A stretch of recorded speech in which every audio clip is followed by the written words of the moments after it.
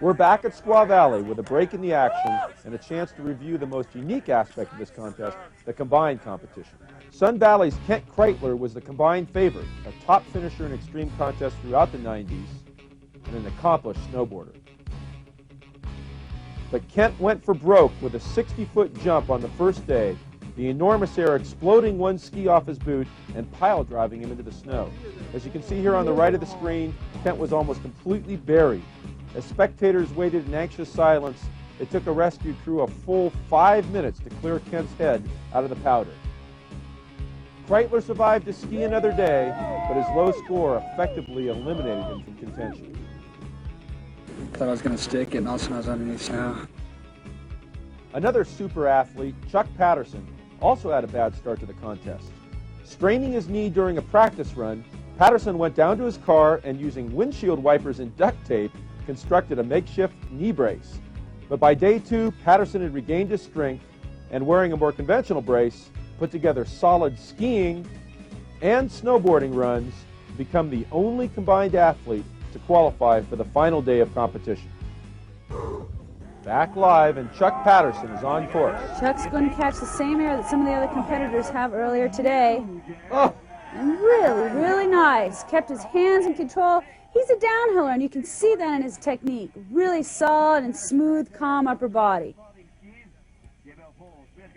Here you can see again, in the air, he struggles a little bit to stay over the center of his skis, but has a nice landing, pops right out of it. You can see here Chuck has a lot more control than some of the other skiers. That was beautiful. See how he extends there for the landing? That helps a lot when you extend those legs to come skiing right out of it. Here comes Patterson down at the bottom, and the crowd obviously loves it. Chuck Patterson, 37.4 total score, but I'll have to disagree with that technique. Being an ex-racer, Chaco, I liked his style.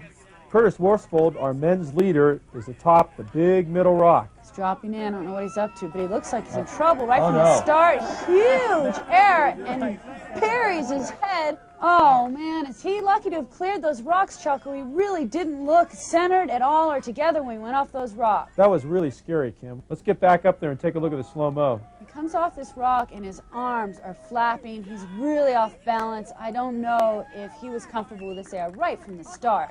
As he comes into the entry, you'll see him make the hop turn, and his legs are spread. And here he gets his left hand behind him and is making an adjustment in his line before he goes off. Boy, he almost went off the wrong way into those rocks to his left there, Kim. I think the judges are going to be scared by that one. Yep, look at those scores. Control and fluidity are very low, and unfortunately for Curtis, this will probably drop him out of first place. Next is John. Oh, he's already on course. Kanarowski's on course. Here he's in the middle of the bowl. Dropped in over the rocks to the skier's left. Good style. Seems to be quite in control. Kanarowski was the junior German downhill champion, but he sure does make some nice turns here, Chaco. Yeah, he's very much in control, isn't it? That's a great extreme technique. Here's back from the top again. He has a real compact position, which pays off for air and for this deeper type snow. Keeps you from getting in trouble. It's a real good run for John Kanarowski. Do you think Kanarowski knows that his technique is popular with the judges and he doesn't have to go for the big air that some of these other guys are going for? I think so. I think the guys with the stronger techniques can depend on that for high scores. Well, it looks like you're right. That's going to keep Kanarowski right toward the top of the pack here. Here's another technical specialist, John Dill, tied with Kanarowski after the last run. John is such a strong technical skier.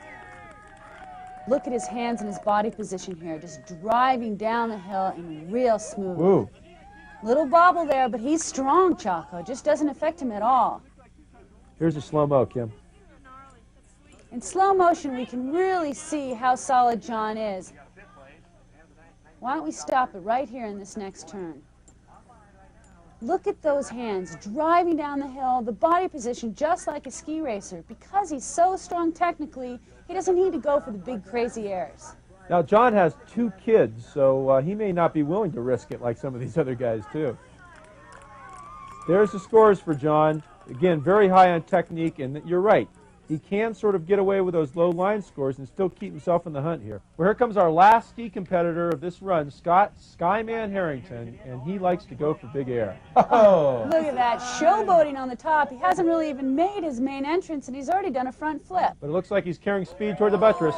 Big, beautiful air, Chaco. That was gorgeous. Not any movement at all.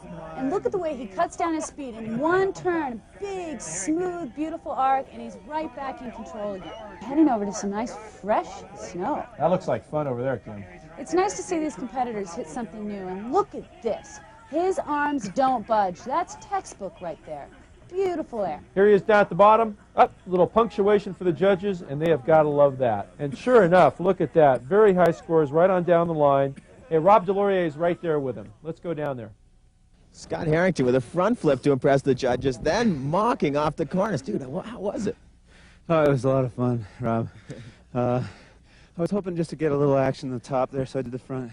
But the big one I was worried about, you know, had to try to picture it in my mind. And then I was going pretty good, so I just kind of let loose, and off I went.